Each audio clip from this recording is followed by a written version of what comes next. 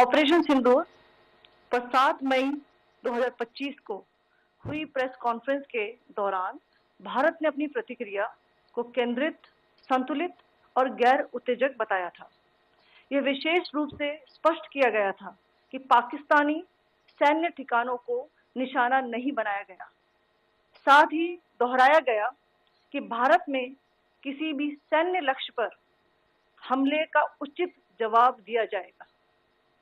7 से 8 मई 2025 की रात को पाकिस्तान ने उत्तरी और पश्चिमी भारत में स्थित कई सैन्य ठिकानों को, जैसे कि अवंतीपुरा, श्रीनगर, जम्मू, पठानकोट, अमृतसर, कपूरथला, जालंधर, लुधियाना, आदमपुर, भटिंडा, चंडीगढ़, नाल, फलौदी, उत्तरलाई और भुज पर ड्रोन और मिसाइलों से हमला करने का प्रयास किया।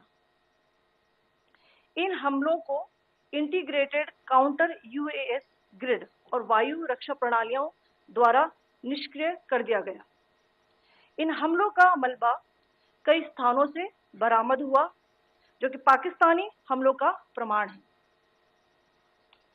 On the night of 7th May 2025, Pakistan attempted to engage a number of military targets in northern and western India using drones and missiles. These places included Avantipura, Srinagar, Jammu, Pathankot, Amritsar, Kapurthala, Nal, Jalandhar, Ludhiana, Adampur, Bhatinda, Chandigarh, Falodi, Uttarlai and Bhuj.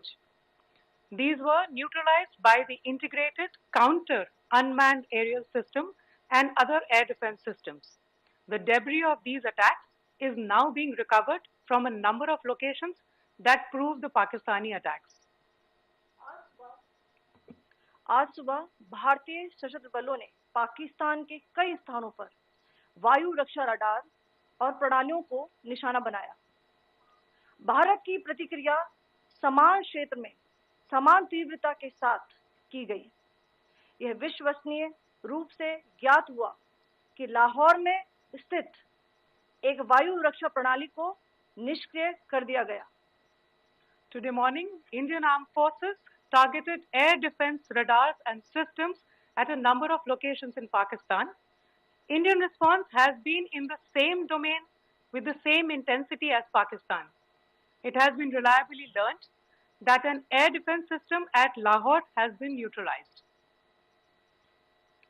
Pakistan ने नियंत्रण रेखा पर आकरण गोलीबारी की तीव्रता बढ़ा दी है, जिसमें कुपवाड़ा, बारामूला, उरी, पुंछ, मेंढर और राजौरी क्षेत्रों में मोर्टार और भारी तोपखाने का इस्तेमाल किया जा रहा है।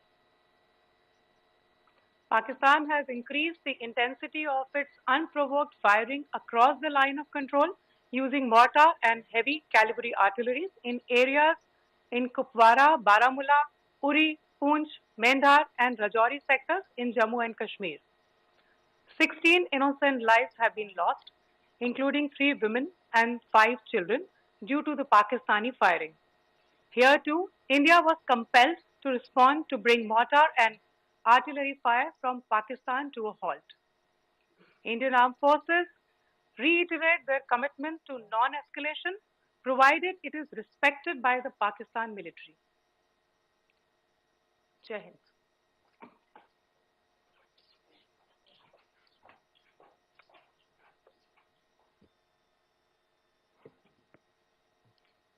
Thank you.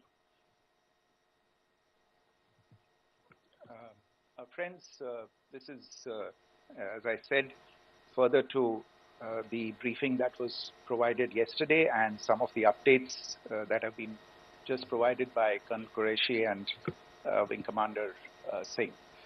I thought that we would just put some of the aspects related to the events that started on 22nd April with the barbaric terror attack in Pahalgam into further context.